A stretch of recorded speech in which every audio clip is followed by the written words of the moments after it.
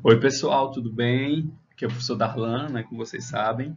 Eu estou aqui para a gente conversar um pouquinho sobre as questões de geografia que foram nos questionários da última semana para vocês. Então, fiquem ligados, vamos ver se a gente conseguiu acertar aí essas questões, beleza? O conteúdo, a gente sabe que é meio ambiente e problemas urbanos, capítulo 3 do livro de vocês, então podem ir lá dar uma conferida, tá bom? Se tiverem inseguros ainda sobre o tema. E a gente vai falar aqui de 5 questões do Enem. Então fiquem atentos que tem algumas estratégias interessantes para vocês, tá? Resolverem essas questões. A primeira, o Enem ele gosta de trabalhar com várias ferramentas. Uma delas é as imagens, os esquemas. E a gente tem nessa questão um exemplo disso. Ele mostra um esquema ligado ao ciclo da água, como é que a água evapora, forma nuvens e precipita novamente, beleza? Uma consequência direta, né, do problema ligado à poluição, tá? Problemas atmosféricos, vai ser o quê? E aí aqui tem vários problemas, alguns até que são problemas reais, porém, o que a questão quer é que você saiba identificar qual dos problemas foram apontados no esquema que vocês estão vendo aí, beleza? Então, qual é o problema que está apontado no esquema? Elevação das marés, letra A. Dá para ver algum tipo de problema com maré nessa imagem? Eu posso afirmar isso? Ou B, erosão das encostas. Dá para ver a erosão das encostas nessa imagem?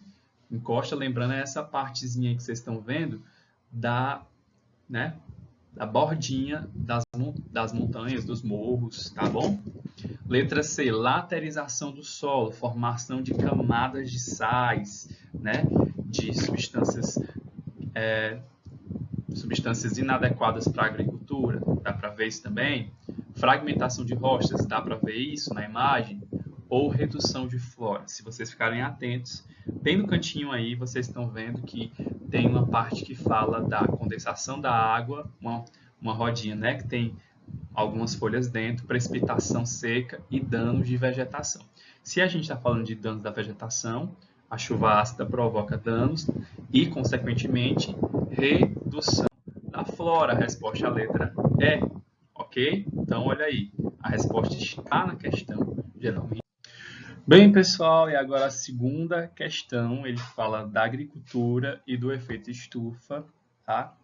Ele fala do aumento de alguns gases que agravam o efeito estufa, como CO2, CH4 e N2O, tá? E a pergunta é, de que maneira as práticas agrícolas da agricultura podem minimizar, ajudar a minimizar o efeito estufa, o agravamento do efeito estufa, tá? E aí a gente tem 5 opções: evitar a rotação de culturas, liberar o CO2 que já existe no solo para a atmosfera, será que isso ajuda? C, aumentar a quantidade de matéria orgânica no solo. Matéria orgânica no solo ajuda a produção de vegetais e a diminuição dos poluentes. Olha. D, queimar essa matéria orgânica. Ou atenuar a concentração de resíduos vegetais no solo. Do solo, ela vai estar mais rica e vai produzir mais vegetação. Obviamente, eu vou diminuir a quantidade de gases do efeito estufa na atmosfera. Terceira questão, tá? Fala dos CFCs, que são gases que produzem buracos na camada de ozônio, tá bom? Então, a gente vai ter que avaliar por que esses gases criam buracos. E aí só tem uma opção correta. Bem, esses gases criam buracos porque eles reagem com H2O e produzem ácidos e chuva ácida. Bem, se está produzindo chuva ácida, é outro problema atmosférico, né?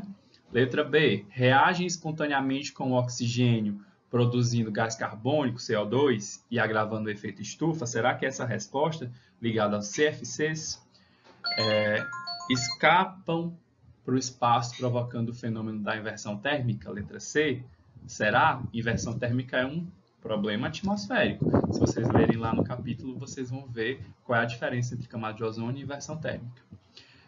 Letra D, produzirem, sob a ação da luz, átomos livres que reagem com o ozônio. Ou letra E, reagem com oxigênio a baixas pressões, produzindo ozônio. Muitas palavras complicadas. Se a gente pensar que o CFC está ligado à camada de ozônio, impactos na camada de ozônio, você já elimina as 3 primeiras que estão falando de outros problemas atmosféricos. Sendo assim, a gente só teria 2 opções e a resposta seria a letra D. Por quê? Quando você joga átomos livres, esses átomos vão reagir com a camada de ozônio, vão produzir outras substâncias e vão tirar o ozônio dessa camada, fazendo com que os buracos na camada de ozônio possam surgir. Beleza? Quarta questão. Um dos problemas ambientais decorrentes da industrialização é a poluição atmosférica. Chaminés altas lançam ao ar dióxido de enxofre, materiais e outras substâncias tóxicas, né? Outros poluentes. Então, isso pode produzir chuvas ácidas. Tá? E aí ele traz 3 consequências que as chuvas ácidas podem ocasionar. Corrosão do monumento Itamaraty, que é mármore. Corrosão de esculturas na segunda. De Aleijadinho, que é um artista que produz esculturas em pedra-sabão. Será que a chuva ácida pode danificar essas obras? Será que a chuva ácida ela pode danificar grades de ferro ou alumínio de edifícios? Então, a pergunta é, dessas 3 situações, aonde a ação da chuva ácida pode acontecer? Só na primeira, só na segunda, na terceira também? Então, a resposta seria o quê? Na primeira, a chuva ácida pode sim atingir monumentos de mármore. A segunda, esculturas em pedra-sabão. Também a chuva ácida pode prejudicar essas esculturas. E a terceira, grades de ferro. A chuva ácida também pode corroer materiais com ferro e alumínio. Então, a resposta, pessoal, está claro que seria a letra E. As 3 alternativas estão passíveis de sofrer com a ação da chuva ácida.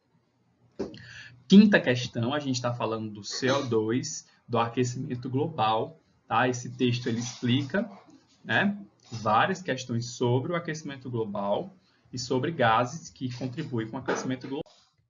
E aí, a partir dessa leitura, eu não vou ler com vocês, mas vocês podem conferir, a partir dessa leitura, o que é que a gente pode concluir? Né?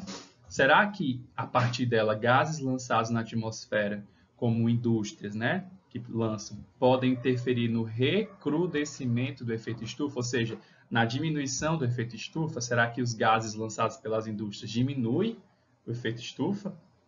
Ou esses gases causam ondas, tá? E essas ondas produzem um efeito estufa, e esse efeito estufa ele se constitui principalmente de ondas de curta frequência? Será que o texto fala sobre isso?